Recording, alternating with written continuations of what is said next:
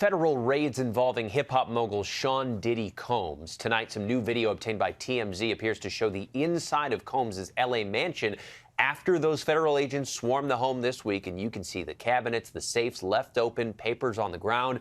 Sources tell ABC News guns were found in both the L.A. and Miami locations, and law enforcement sources tell us the feds are looking for evidence that could corroborate accounts of accusers who have spoken with prosecutors at the Southern District of New York. The allegations include sex trafficking, but Combs says he is innocent and he will fight to clear his name. And joining us now for much more on this is ABC News legal contributor Brian Buckmire. Brian, so we've got the sources. They say that among what appeared to have been a mess left behind, as is often the case with federal raids. Law enforcement took some computers, other electronic devices.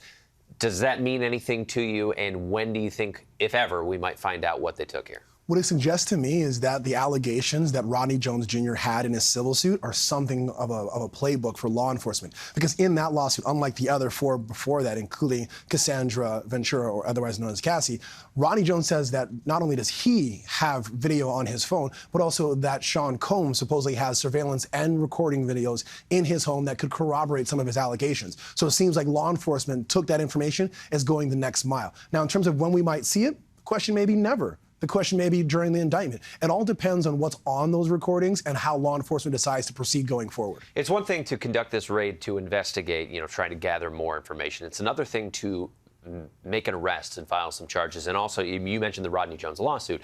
He had alleged there was a drug mule, this man, Brendan Paul. Now Brendan Paul's been taken into custody, allegedly had some drugs on him in his luggage, I believe.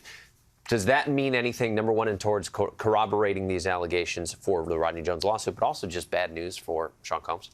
Well, first and foremost, let's say this, so Legals and Standards doesn't get mad with me. There seems to be no connection yet. Yes. But if you look at the civil lawsuit, the way that Rodney Jones has photographs of Brendan Paul, the Syracuse basketball player that somehow has a connection to Sean Combs. Now he's getting arrested, supposedly on his way to Sean Combs' aircraft or whatever it may be.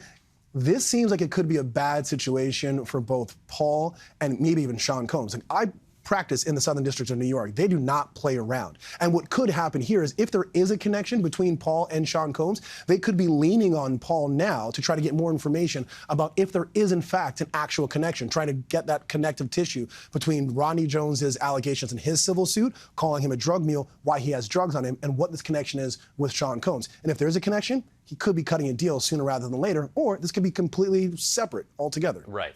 I don't think any of us want our home to look like how that video looked like after a raid. As we've said, can often look like that after federal officials or agents are conducting this kind of an investigation. But we know that Sean Combs' attorney claimed this is an excessive show of force and hostility. I believe Sean Combs compared it to the military. Do you make anything of that? Is this kind of standard procedure?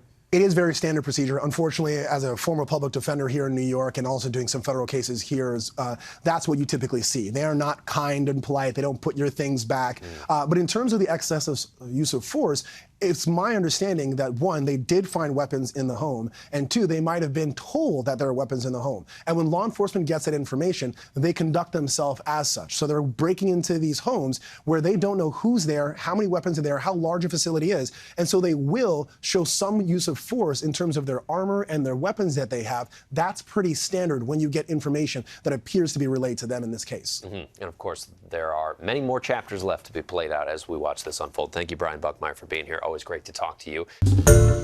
Hi, everyone. George Stephanopoulos here. Thanks for checking out the ABC News YouTube channel. If you'd like to get more videos, show highlights, and watch live event coverage, click on the right over here to subscribe to our channel. And don't forget to download the ABC News app for breaking news alerts. Thanks for watching.